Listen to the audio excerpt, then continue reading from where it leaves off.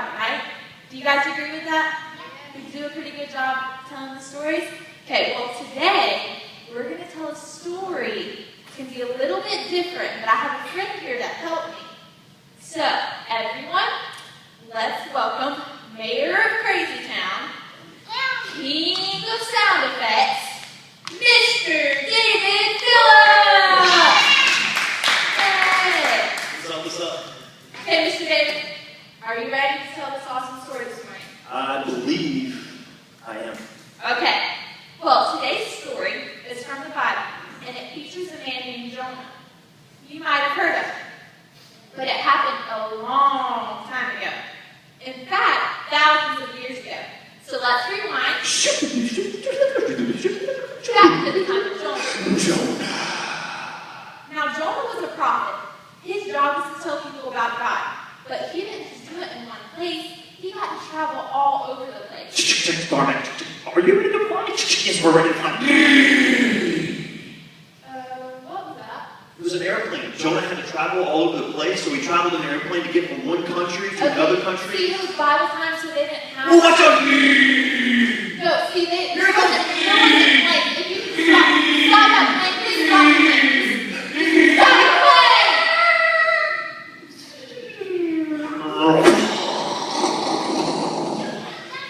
Look what you did.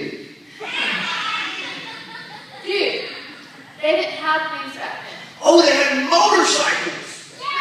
No, they had like camels and donkeys. Donkey cycles.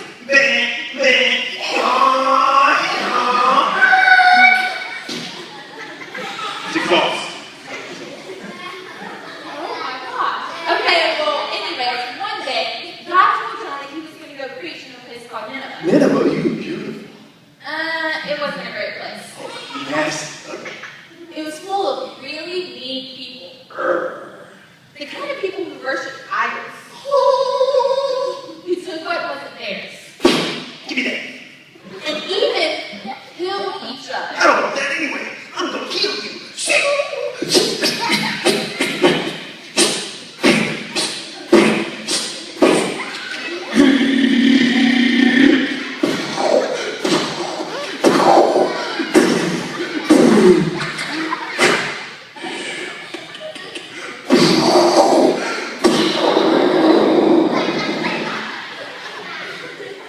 Are you done?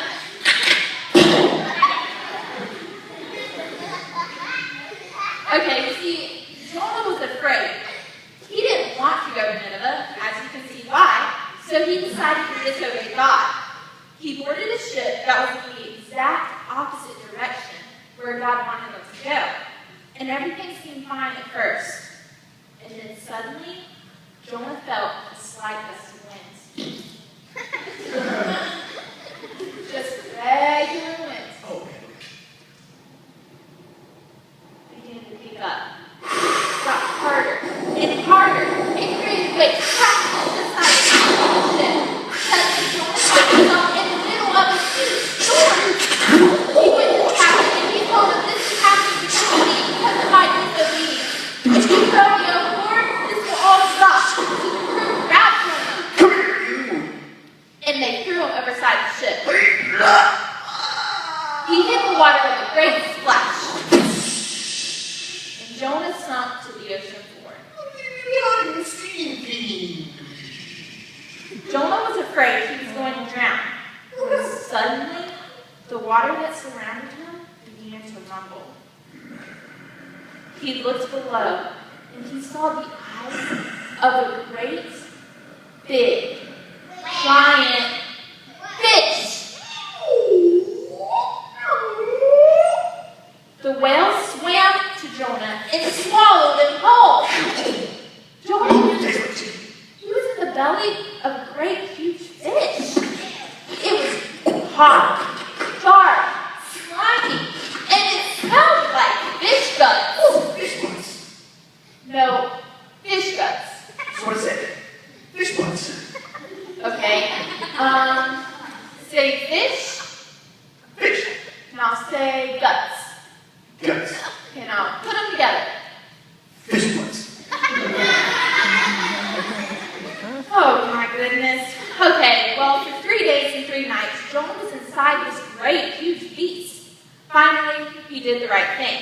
He called out to God and asked God to forgive him for being disobedient and for not going to Nineveh.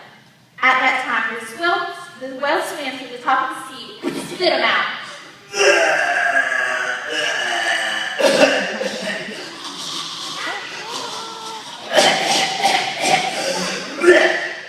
Jonah flew through the air and landed on shore.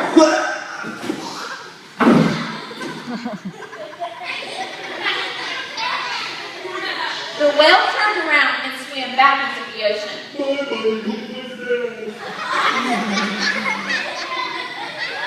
Jonah got up and cleaned himself off and he headed towards Nineveh.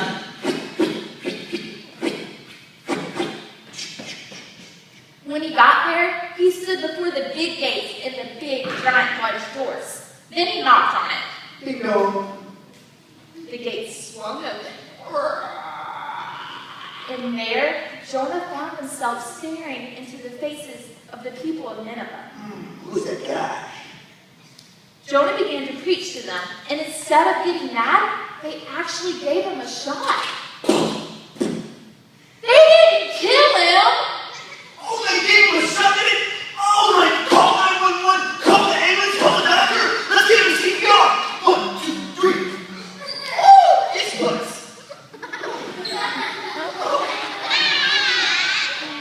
Jonah preached to the people of Nineveh, and they confessed of their sins and became right before God. On that day, because Jonah was obedient and did the right thing, and because he confessed of his sins, not only was he rescued from the fish, but the people of Nineveh were saved as well. Ladies and gentlemen, let's give a big round of applause for our friend, Mr. David.